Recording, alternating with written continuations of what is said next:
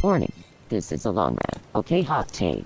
Lie. I'm pretty sure this is a really hot take. But Minoru Manita from My Hero Academia is actually a really good character. Whoa, wait a second, hold on. So, before I am burned at mistakes, let me explain myself a little bit. So if you have watched MHA, you should know the little purple freak named Minoru Manita. If you haven't watched MHA, Manita's whole character basically revolves around the fact that he's a perverted, sure, and relatively unappealing person.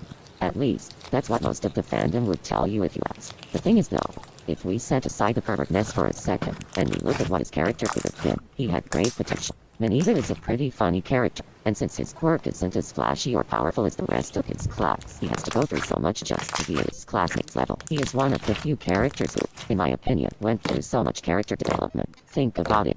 He went from this scared, useless guy who cowered to the smallest villain, to someone who, if I remember correctly, was willing to risk his life by challenging the All-For-One just to hopefully save his classmate. People mainly hate on him because he's a pervert, and as gross as he is, it's not his whole character.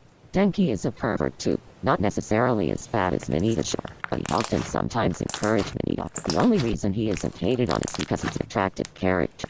I'm not condemning or excusing Manita's actions in the show at all, but just because he's an unattractive to some pervert doesn't mean his other characteristics and good actions should go unnoticed.